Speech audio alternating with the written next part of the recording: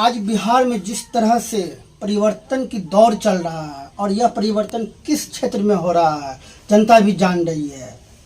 और आज बिहार में पूरे क्षेत्र में, चाहे वो प्रखंड हो, पंचायत हो या स्थानीय स्तर पर मोहल्ला या वार्ड हो, हर जगह बेरोजगारी, महंगाई और हत्या जैसी घटनाएं घट रही है।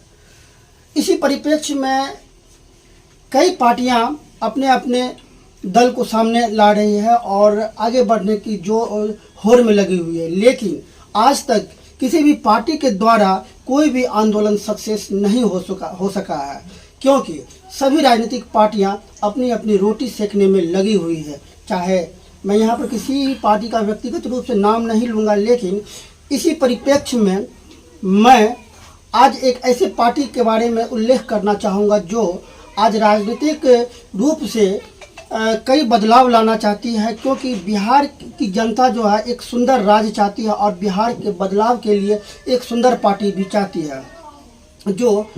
और इस पार्टी के पीछे जो व्यक्ति है, उन्होंने कईयों को मुख्यमंत्री बनाया, यहाँ तक कि प्रधानमंत्री को भी लाने के पीछे इन्हीं का हाथ रहा है। और इनका कहना है कि मैंने अब तक 10 मुख्यमंत्री बनाए हैं और भारत को एक ऐसा प्रधानमंत्री दिया है जो कि भारत के सर्वांगीण विकास के लिए हर समय सचेत रहते हैं। जब मैं 10 मुख्यमंत्री को बना सकता हूं तो मैं क्यों ना अपना पार्टी बना के जनता के विकास के लिए जनता को बनाऊंगा। तो इसी परिप्रेक्ष्य में आज पूर्णिया के झुन्नी स्तंभरा पंचायत के मुखिया प्रतिनिधि इरशाद पुनरवी हमारे साथ हैं और यह जन स्वराज पार्टी के सदस्यता भी हासिल कर चुके। तो मैं इनसे पूछूंगा आखिरकार इस पार्टी की आवश्यकता क्यों पड़ी, और प्रशांत किशोर जो इस पार्टी के अध्यक्ष हैं, उन्हें अन्य पार्टी को छोड़ के इस पार्टी को बनाने के लिए क्या महत्वपूर्ण कदम उठाना पड़ेगा और क्या लगता है कि यह पार्टी बिहार के 40 सीट पर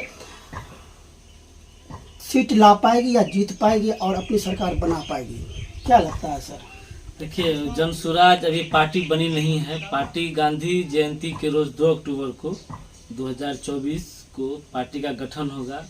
बिहार के 1 करोड़ लोग मिलकर इस पार्टी को बनाएंगे और जन स्वराज, जो प्रशांत किशोर जी ने इनका नाम दिया है जन स्वराज, यानी जनता का सुंदर राज, हम लोग स्थापित करने का काम करेंगे। अभी बिहार में जिस तरह से आप देख रहे हैं पलायन, सबसे बड़ी समस्या बिहार में पलायन की है। जो रोजगार करने के लिए हम लोग दिल्ली, पंजाब, अदर स्टेट जाते हैं, गुजरात जाते हैं, वही चीज, उतना ही मजदूरी हमें यहाँ भी मिलता है। ठीक है, वहाँ पे भी 400-500 रुपये चार्ज है लेबर का, यहाँ पे भी 400-500 रुपये चार्ज है, लेकिन यहाँ पे सुविधाएं, यहाँ पे मतलब रोजगार नहीं है, जिसकी वजह से यहाँ के नौजवान, यहाँ के रोजगार करने वाले लोग दिल्ली, पंजाब और क्या कहते हैं गुजरात जैसे शहर में जाते हैं और जाकर अपना रोजगार करते हैं। वहाँ पे बिहारी को एक गाली माना जाता है, बिहारी का मतलब वहाँ पे बीमारी समझा जाता है। तो प्रशांत किशोर जी का जो ये अभियान, पदयात्रा एक अभियान जो है, ये एक अभियान नहीं, एक आंदोलन है। इन्होंने इसके जरिए से पूरे बिहार वासियों को एक मैसेज देना चाहा कि आपके बिहार में भी संभव है। जब 26 MP वाला राज्य गुजरात में भी क्या कहता है इंडस्ट्रीज लग सकता है, वहाँ पे उद्योग लग सकता है, वहाँ पे रोजगार के अवसर हो सकते हैं, तो हमारे बिहार में जहाँ से कि हम 39 सीट मोदी जी को जिता कर देते हैं, तो यहाँ पर रोजगार क्यों नहीं हो सकता, यहाँ पे उद्योग क्यों नहीं लग सकता। इस मामले में बिहार के CM जो है नीतीश कुमार जी, इन्होंने भी एक बार भी, प्रशांत किशोर जी तो बार बार कहते हैं कि एक बार भी अगर मोदी जी और नीतीश कुमार जी बिहार के लिए बैठ के चर्चा भी किए हो तो बोलिए, हम उनका झंडा उठाने के लिए तैयार हैं। लेकिन इन्हें बिहार की और बिहारियों की फिक्र नहीं है। तो हम लोग बिहार और बिहारी को आगे बढ़ाएंगे और अपने अस्मिता के लिए, हम लोग अपनी अस्मिता के लिए लड़ रहे हैं, अपनी अस्मिता की लड़ाई लड़ रहे हैं। बिहार में लोग विकल्प की ओर, एक विकल्प की राजनीति को तलाश कर रहा था, वो मिल चुका है जन स्वराज के माध्यम से हम लोगों को। हम लोग वैकल्पिक राजनीति की ओर जा रहे हैं, जहाँ पे कि हमें शिक्षा, चिकित्सा, रोजगार, हमें हिस्सेदारी की जहाँ बात हो रही है, वो सारा चीज़ हमें वहाँ पे मुहैया होगा। समय लगेगा लेकिन सारा चीज उपलब्ध हो जाएगी। आप अभी कह रहे हैं विकल्प के रूप में जन स्वराज पार्टी आ सकती है, आ गई है और प्रशांत किशोर इसके लिए उपलब्ध है। आज सभी राजनीतिक पार्टियां अपने अपने एक विकल्प को बता रही है कि मैं भी एक विकल्प हूं और इस मेरे विकल्प को लेकर आप बिहार का विकास कर सकते हैं। क्या ऐसा राजनीतिक पार्टियां तो कई वादा भी करती है कि मैं एक विकल्प हूं। इसी वादा में कहीं प्रशांत किशोर जी ने भी तो जन स्वराज को लाया और आने के बाद कहीं अपना वादा भूल जाए। देखिए विकल्प कहाँ बचा है। आरजेडी 15 साल लालू यादव राबड़ी यादव दोनों मिलके क्या कहता है बिहार को चला ही है, बिहार को बर्बाद जंगल राज की ओर लेके गए ही हैं। उसके बाद नीतीश कुमार भाजपा भी लगभग 17-18 साल सरकार बना ही लिया, चला ही रहे हैं, अभी तक सरकार चला ही रहा है दोनों।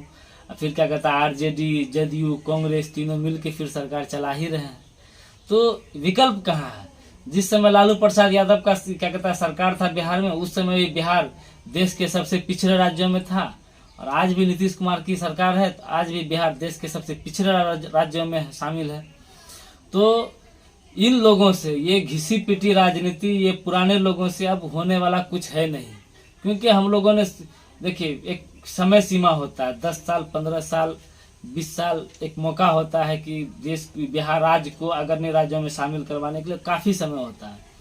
लेकिन अब तक 15 साल तो 30 साल तो क्या कहता है हम लोग देखे ही हैं इनका किस तरह से ये लोग क्या कहता है बिहार में लूट, हत्या, बलात्कार, बेरोजगारी, पलायन। अब कोरोना के समय का बात ले लीजिए, लोग पैदल दिल्ली पंजाब क्या कहता है गुजरात से लोग पैदल आ रहे थे बिहार, किस तरह का भयावह मंजर था। क्या कर सकते हैं प्रशांत देखिए किशोर जी? ये सरकार का काम है, अपराध को रोकना ये सरकार का काम है। पुलिस आपके पास है, प्रशासन आपके पास है, जवाबदेही